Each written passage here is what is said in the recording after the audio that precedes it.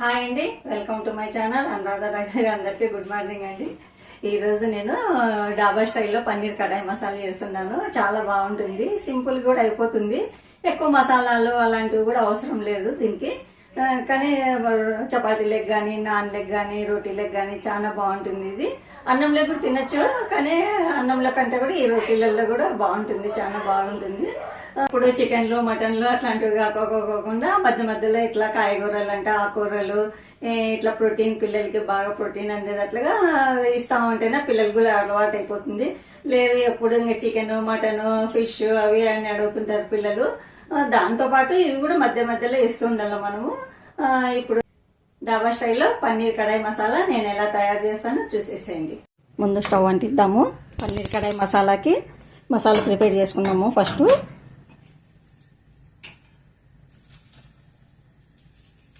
ఎండుమిర్చి,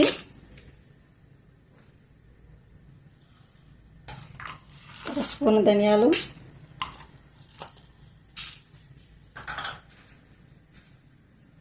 ఒక 4 మిరియాలు, కొంచెము జీలకర్ర, ఇవన్నీ వేయించుకున్నాం. ముందు కొద్దిగా కలర్ వచ్చేంత వరకు మంటనే సిమ్లోనే ఉంచుతాము. ఎండుమిర్చి మీరు కారం తగినట్లు వేసుకోండి. మసాలాలన్నీ బాగా వేగినాయి. ఇప్పుడు కొంచెము సోంపు కూడా వేసుకున్నాము. కొంచెం సోంపు వేసుకొని వేయించుకున్నాము కొద్దిసేపు.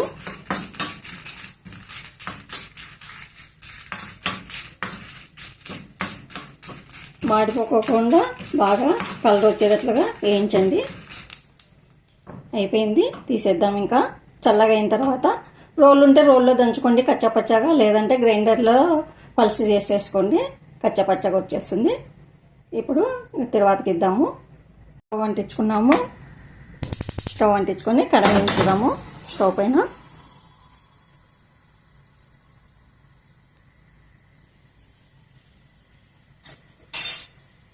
మీకు తగినంత ఆయిల్ వేసుకోండి.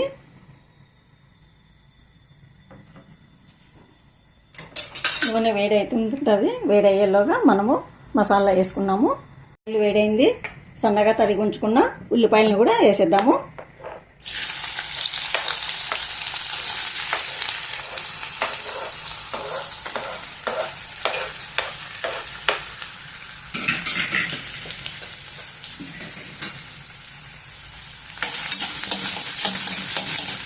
గోల్డెన్ కలర్ వచ్చేంత వరకు వేయించుకున్నాము ఉల్లిపాయల్ని. మంటను సిమ్లోనే ఉంచుకోండి.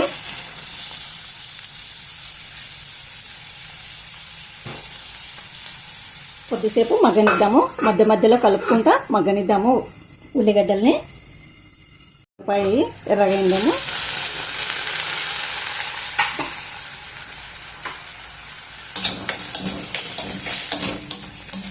సరిపోతుంది. ఇప్పుడు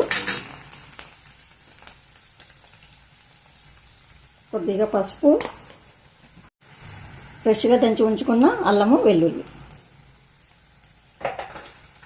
ఇది కూడా బాగా కలుపుకున్నాము. కొంచెం పచ్చివాసన పోయేంత వరకు వేయించుకున్నాము. మంటను సిమ్లోనే ఉంచండి.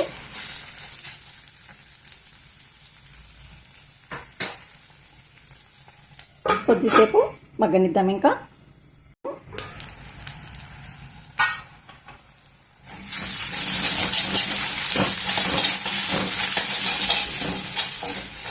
పచ్చివాసన పోయింది. అల్లం వెల్లుల్లి ఉల్లిగడ్డ కూడా కొంచెం మగ్గింది.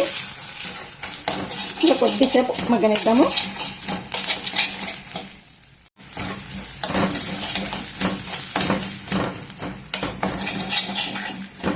బాగా మగ్గిపోయింది. ఇప్పుడు టమోటా ప్యూరీ వేసుకున్నాము.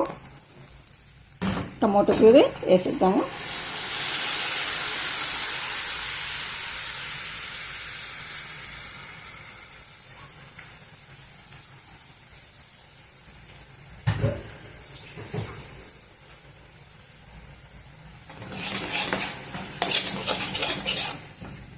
ఇంకా కొద్దిసేపు మంటను కొంచెం హైలో పెట్టి టమోటా ప్యూరీని పచ్చివాసన పోయేంత వరకు ఉడికిద్దాము. చూద్దాము. టమాటా మగ్గించింది, ఆయిల్ కూడా పైకి తేలింది.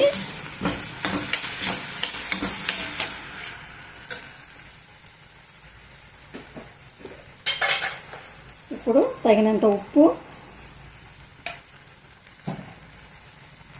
పచ్చగా దంచిన మసాలా,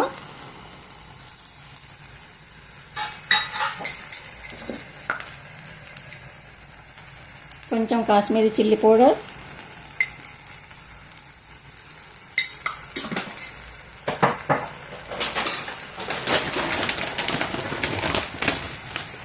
పన్నీర్ ముక్కలు,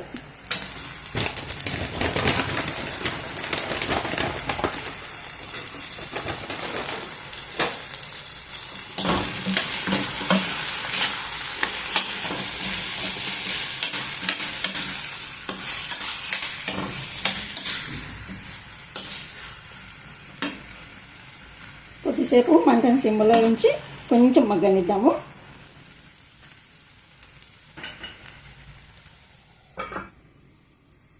చూద్దాము, మగ్గింటుంది.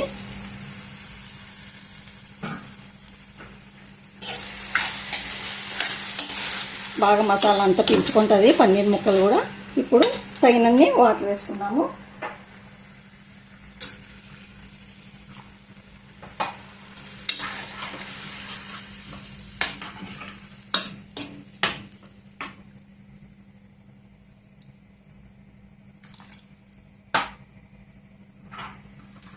మంటను మీడియంలో ఉంచుకొని కొద్దిసేపు ఉడికించుదాం. ఇంకా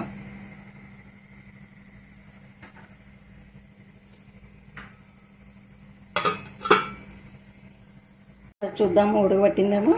ఉడకబట్టింది, ఆయిల్ కూడా తేలింది. పన్నీర్ ముగ్గు కదా, తొందరగా ఉడికిపోతుంది.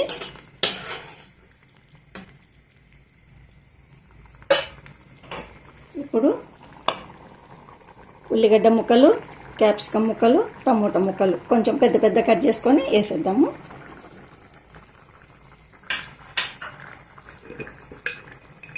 దాంతోపాటు కొంచెము గరం మసాలా, కొంచెము టమోటా వేసినాం కదా ప్యూరీ, కొంచెం పులుపు ఉంటుంది. దాంతోపాటు కొంచెము చక్కెర వేసుకొని ఒక 5 నిమిషాలు ఉడికించుకున్నాం. ఇంకా టమోటా ముక్కలు మరీ మెత్తగా కావాల్సిన అవసరం లేదు, క్యాప్సికమ్ ముక్కలు అవన్నీ మెత్తగా కావాల్సిన అవసరం లేదు. చూద్దాము, 5 నిమిషాలు కూడా అయిపోయింది.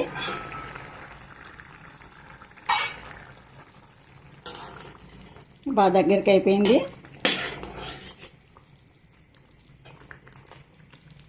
టమోటా కూడా కొంచెం మగ్గింది, క్యాప్సికమ్ కూడా కలర్ అట్లే ఉంది చూడండి. కలర్ చేంజ్ కాకూడదు క్యాప్సికము. ఇప్పుడు కొత్తిమీర,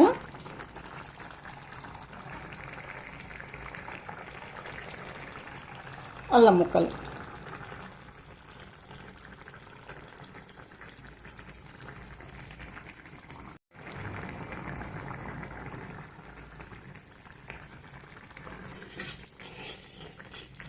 స్టవ్ బంద్ చేద్దాము. అయిపోయింది. చూసినారు కదండి, డాబా స్టైల్లో పన్నీర్ కడాయి మసాలా. మీకు నచ్చినట్లయితే లైక్ చేయండి, షేర్ చేయండి, సబ్స్క్రైబ్ చేసుకోండి. మరో మంచి రెసిపీతో మీ ముందుంటాను. ఓకేనండి, బాయ్.